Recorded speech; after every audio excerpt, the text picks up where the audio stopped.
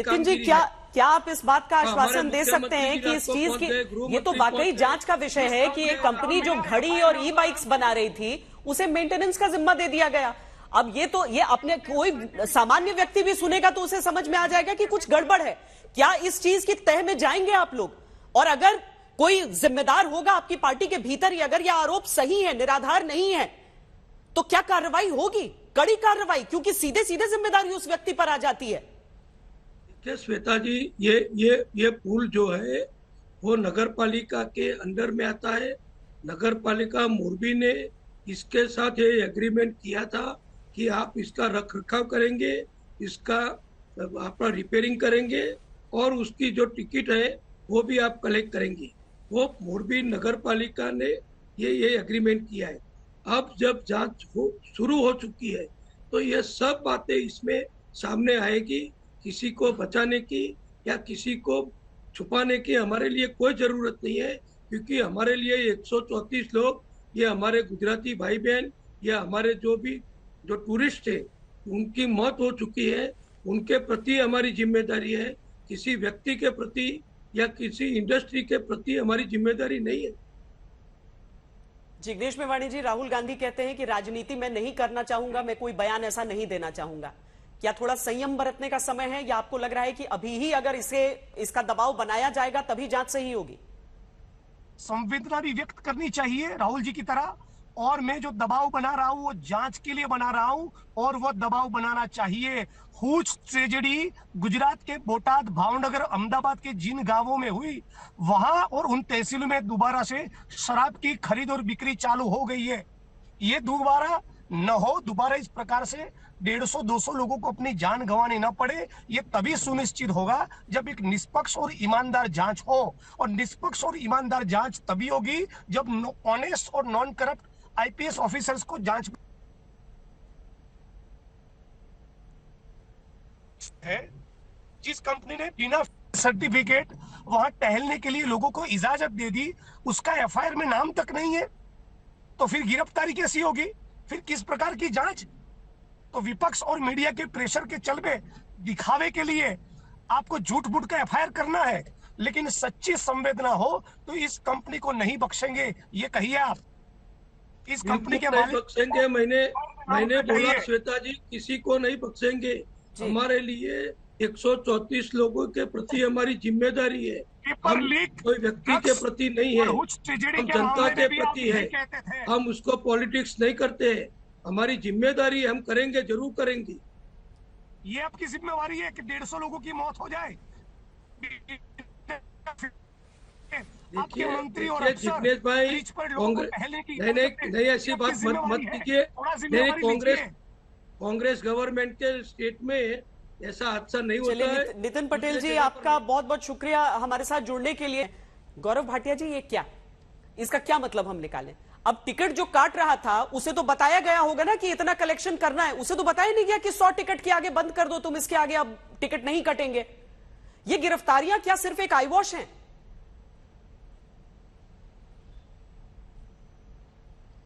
श्वेता जी, आप मुझसे सवाल कर रही हैं? जी हाँ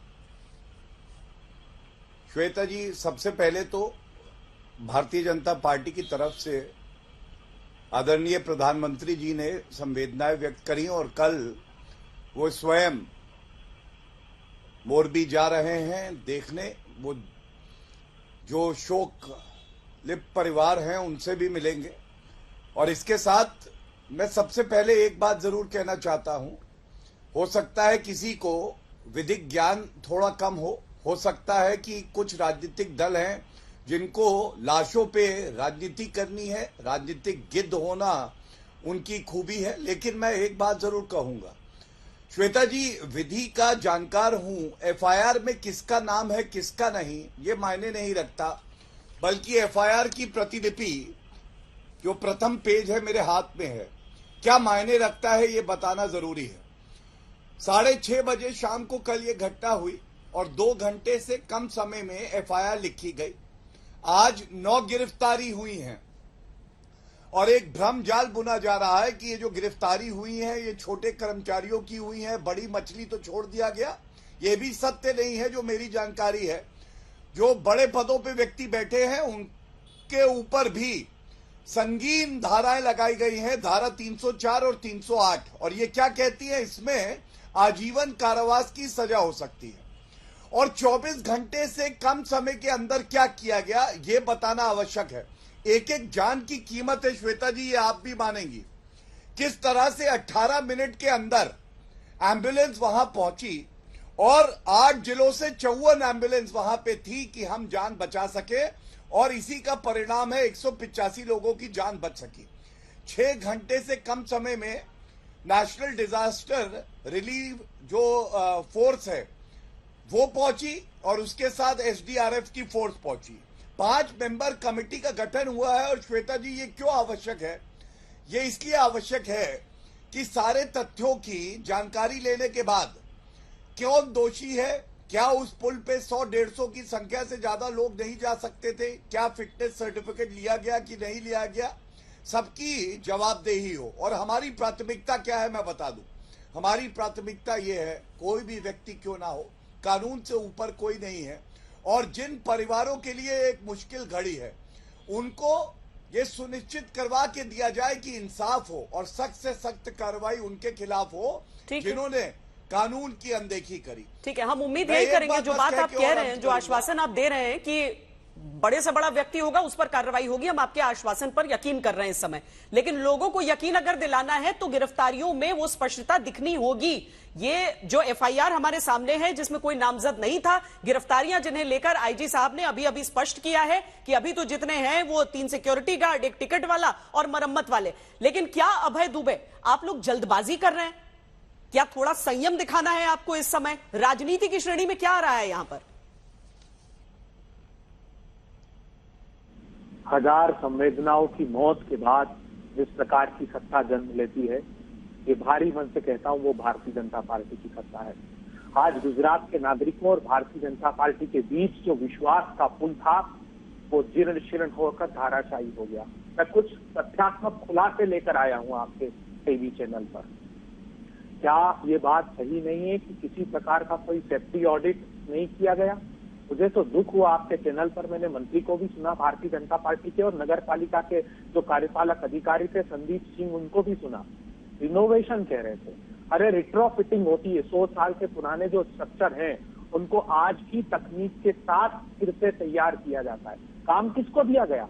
घड़ी बनाने वाली और मच्छर मार रैकेट बनाने वाली कंपनी को काम देने का ये रैकेट था।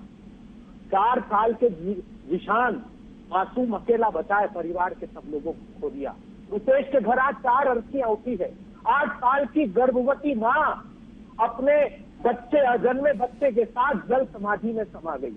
वो बच्चू नदी का चुल्लू भर पानी लेकर डूब मरना चाहिए। देखिए रिपोर्ट लेकर आया हूं, ये अक्टूबर 23 की रिपोर्ट। मोरबी के सारे अखबारों में, गुजरात के अखबारों में क्या लिख रहे हैं वो? Repaired hanging bridge of Morbi to be reopen from Gujarat new year 23 October, देश गुजरात। 23 अक्टूबर की ये खबरें थी कि 26 तारीख को ये पुल खोल दिया जाएगा।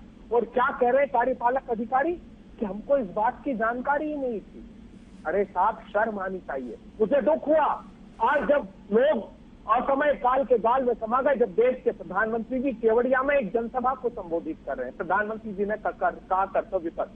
अरे सत्ता के द्वार पर दम तोड़ देता है आपका कर्तव्य पथ। आपका कर्तव्य था प्रधानमंत्री जी कि आज जो 100-150 लोग असमय भारतीय जनता पार्टी की सत्ता की अकर्मण्यता की वजह से काल के गाल में समा गए, आज उनकी देखभाल के लिए तत्काल आपको वहां पर पहुंचना चाहिए था। और मैं चुनौती देता हूं इनसे, ये बताएं जब सेफ्टी ऑडिट होता है तो इस बात का पूरा मूल्यांकन किया जाता है कि एक समय में कितने लोग उस पुल पर जाएंगे, उसकी क्षमता क्या है, उसका डेड लोड फैक्टर क्या है, विस्तृत रिपोर्ट तैयार होती है। और 2020 में पहली मीटिंग कलेक्टर कार्यालय में हुई इस कंपनी को पुनः ये कॉन्ट्रैक्ट देने के लिए, जब कलेक्टर कार्यालय में नगर पालिका के अधिकारी भी सम्मिलित थे। किसी एक अधिकारी कर्मचारी के खिलाफ कोई एफआईआर दर्ज की, और चुनौती देता हूं कोई कार्रवाई नहीं होगी, सिर्फ हिंसापोती होगी। यहाँ राजनीतिक दल हम जरूर अलग अलग हैं, मगर ये संवेदनाएं तो कम से कम होनी चाहिए। आज अगर आप सिर्फ राजनीति का नाम लेकर इस बात को समाप्त कर देंगे तो फिर वो न्याय भी दम तोड़ देगा। जैसे नहीं अभय जी, मैं तो यही कह रही हूं कि सवाल उठाना राजनीति की श्रेणी में नहीं आता है। संवेदना वाले सवाल होने चाहिए, जो परिवर्तन लाए, जो बदलाव लाए, उस चूक को दूर करें। वो राजनीति की श्रेणी में नहीं